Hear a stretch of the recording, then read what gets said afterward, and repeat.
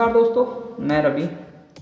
और एक मुद्दा उठाया गया, अभी विधानसभा सत्र चल रहा है और उसमें उठाया गया और विधायक ब्रजेश कठेरिया जी ने उठाया है रोजगार सेवकों के ऊपर, यूपी के रोजगार सेवक कि भाई और इतना मानदेय कम है तो भाई उनका बढ़ाया जाए। और एमपी राजस्थान में तो 18-19 हज़ार है, तो यूपी में रोजगार सेवकों का मानदेय कम क्यों है, 8,000 समथिंग मिल रहे हैं। तो उसी के बारे में पूरे विधानसभा में सत्र में चर्चा की गई और अपने पंचायत सहायक जो भी हैं उनके बारे में कोई भी अभी नोटिस नहीं आया, नोटिस और कोई विधायक ने नहीं बोला।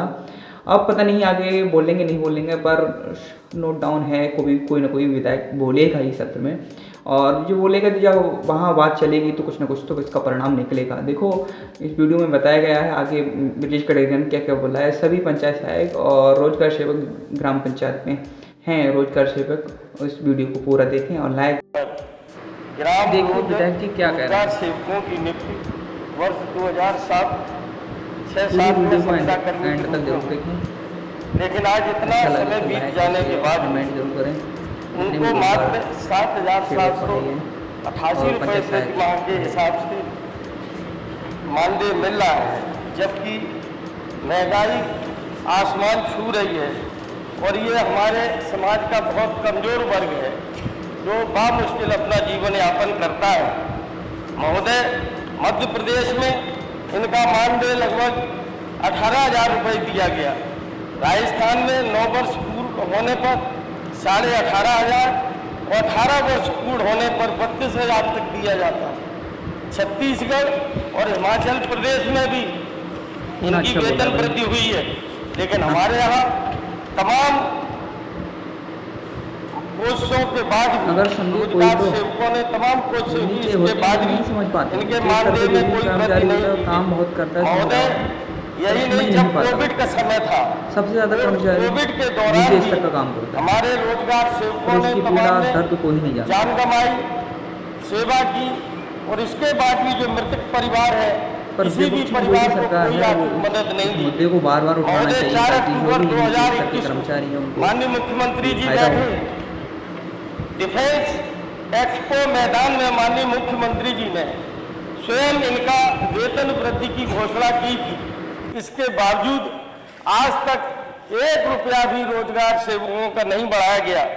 महोदय, मैं आपके माध्यम से पूछना चाहता हूं, उत्तर प्रदेश सरकार अन्य राज्यों की भांति ग्राम रोजगार सेवकों का मानदेय महंगाई के अनुसार बढ़ाकर 25,000 रुपये करेगी अथवा नहीं। महोदय, क्या कोविड के समय जो रोजगार सेवक दिवंगत हुए थे या जो ड्यूटी टाइम हो रहे हैं, उनके परिवारों को सरकार मदद करेगी या नहीं करेगी? और लास्ट प्रश्न, जो 4 अक्टूबर 21 को माननीय मुख्यमंत्री जी सदन में है, महोदय आपने जो घोषणा की थी उस घोषणा का अनुपालन होगा या नहीं होगा? माननीय मंत्री जी, आपके माध्यम से माननीय सदस्य को बताना चाहती हूँ, इन्होंने पहले संख्या पूछी है कि प्रदेश में रोजगार सेवकों की कुल कितनी संख्या है। तो संख्या कुल 34,368 रोजगार सेवक हैं तथा इनको सरकार द्वारा 10,000 प्रति महीना ईपीएफ के सहित मानदेय दिया जाता है। इन्होंने दूसरा पूछा कि सुविधाओं को बढ़ाए जाने पर क्या सरकार विचार करेगी।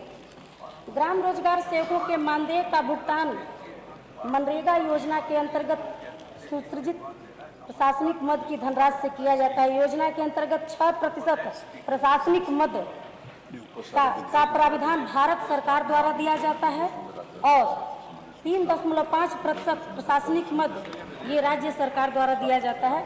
माननीय सदस्य को यह अवगत कराना चाहूँगी कि यह मानदेय बढ़ाने पर कोई विचार होता है तो यह भारत सरकार के द्वारा ही निर्णय लिया जाएगा। और रोजगार सेवकों को हमारे सरकार द्वारा जुलाई 2020 से ईपीएफ भी दिया जाना शुरू किया गया है। हमारी सरकार ने दिसंबर 2021 से महिला रोजगार सेवकों को जहां उनकी शादी हो गई हो वहीं पे समायोजित करने का भी प्राविधान बनाया गया है। यानी कि हर प्रकार से हमारे रोजगार सेवकों की सुविधाओं के लिए हमारी सरकार प्रतिबद्ध है और आगे जो भारत सरकार की गाइडलाइन होगी उस पर हम आगे काम करेंगे। हम लगातार आप सबकी बात को भारत सरकार के पास लिख के भेजते रहते हैं। धन्यवाद।